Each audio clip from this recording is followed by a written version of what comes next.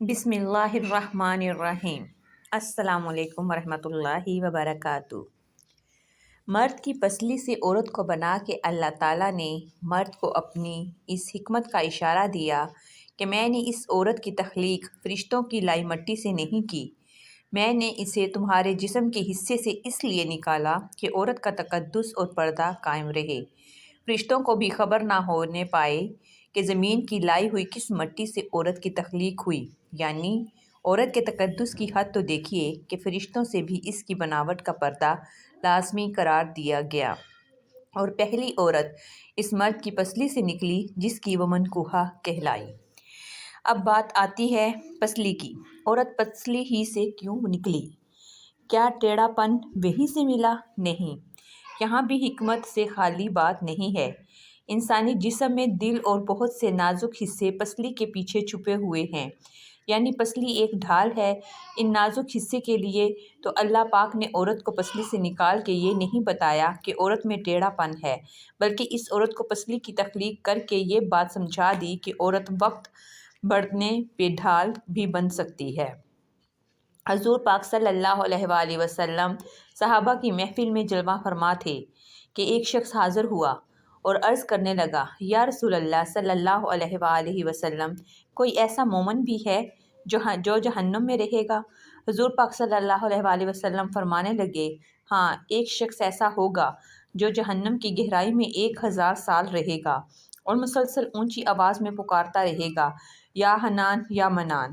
ایک دن اس قدر اونچی آواز سے ہی یہ حنان یا منان کہے گا کہ حضرت جبریل علیہ السلام جہنم کے قریب سے گزرتے ہوئے اس سے سن لیں گے۔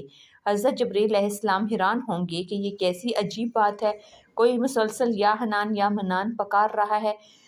حضرت جبرائیل علیہ السلام عرش کے سامنے حاضر ہوں گے اور سر سجدے میں رکھ کر خدا کی تسبیح بیان کریں گے۔ اللہ فرمائے گا، اے جبریل علیہ السلام، سر اٹھا۔ جیسے ہی حضرت جبریل علیہ السلام سر اٹھائیں گے تو اللہ فرمائے گا کہ بتاؤ جبریل علیہ السلام، کیا عجیب دیکھا؟ آج تم نے حضرت جبریل علیہ السلام عرض کریں گے، اے ہمارے رب، میں نے جہنم سے آتی ہوئی ایک آواز سنی ہے جو کہ گہرے گھڑے سے لگ رہی تھی، کوئی پکار رہا تھا، یا حنان یا منان۔ اللہ فرمائے گا، اے جبریل علیہ السلام، جہنم کی دروغہ مالک کے پاس جاؤ اور اسے کہو کہ جو بندہ یا حنان یا منان کی صدا لگا رہا ہے اسے جہنم سے نکال کر تمہارے حوالے کر دے، پھر اسے میرے پاس لے آؤ۔ حضرت جبرائیل علیہ السلام جہنم کے دروازے پر تشریف لے جائیں گے، دروازے پر دستخط دیں گے، مالک باہر آئیں گے، حضرت جبرائیل علیہ السلام انہیں اللہ پاک کا حکم سنائیں گے، حکم سن کر مالک جہنم کے اندر جائیں گے۔ حضرت محمد صلی اللہ علیہ وآلہ وسلم نے فرمایا، جیسے ماں اپنے بچے کو پہچانتی ہے، مالک ایسے جہنم کو پہچانتے ہیں۔ اس کے باوجود آپ یا حنان یا منان کہنے والے شخص کو تلاش نہیں کر پائیں گے۔ باہر تشریف لائیں گے، حضرت جبرائیل علیہ السلام سے عرض کریں گے، اے جبریل علیہ السلام، جہنم نے گہرا سانس لیا ہے، اس لیے کون سی چیز پتھر ہے، کون سی چیز لوہا ہے اور کون انسان ہے، اس کی پہچان نہیں ہو رہی۔ حضرت جبریل علیہ السلام پھر اللہ کی بارگاہ میں سجدہ کریں گے۔ اللہ پاک ارشاد فرمائے گا، اے جبریل علیہ السلام، سر اٹھاؤ، تم یا حنان یا منان کہنے والے کو کیوں نہیں لائے؟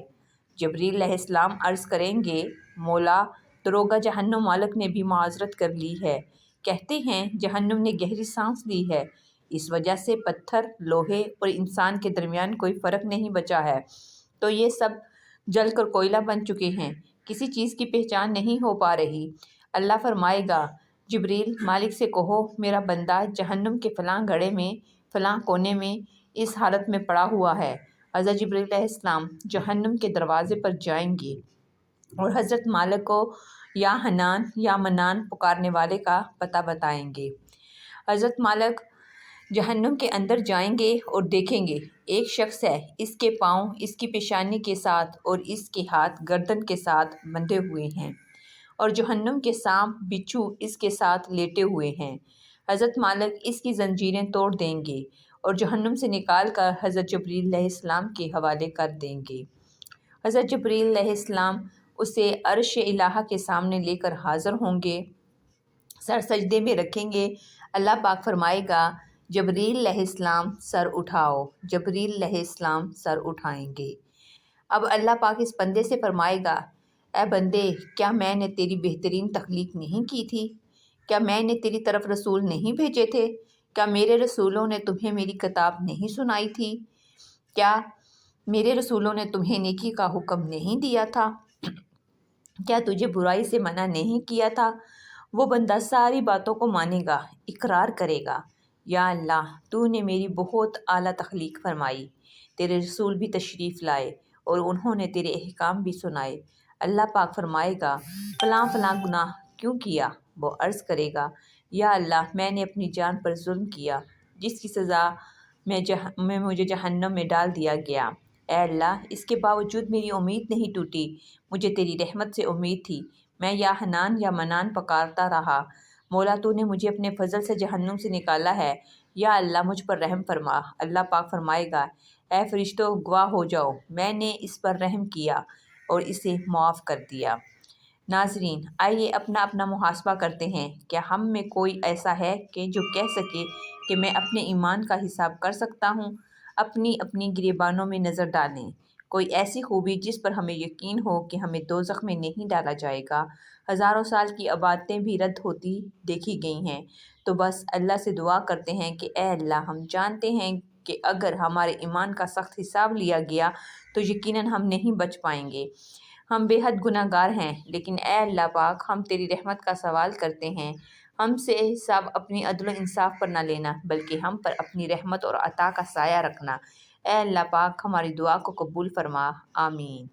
قیامت کے دن جب لوگوں کے ایمان کا حساب و کتاب ہو رہا ہوگا، پر کچھ لوگ ایسے ہوں گے جن کو اللہ تعالیٰ بغیر حساب کے جہنم میں بھیج دے گا۔ صحابہ کرام رضوان اللہ علیہم اجمعین نے عرض کی، یا رسول اللہ صلی اللہ علیہ وآلہ وسلم، وہ کون سے لوگ ہوں گے؟ نبی کریم صلی اللہ علیہ وسلم نے فرمایا، ظالم حکمران، وہ تاجر جو جھوٹ بولتا ہو، وہ بوڑھا شخص جو زنا کرتا ہو۔ نبی کریم صلی اللہ علیہ وآلہ وسلم نے فرمایا، جس شخص میں یہ 3 عادات پائی جائیں وہ جاہل ہے، جو سننے سے پہلے ہی جواب دینا شروع کر دیتا ہے، بات کو سمجھنے سے پہلے ہی جھگڑا شروع کر دیتا ہے، علم نہ رکھنے کے باوجود فیصلے شروع کر دیتا ہے۔ اللہ پاک ہم سب کو نیک عمل کرنے کی توفیق عطا فرمائے، آمین۔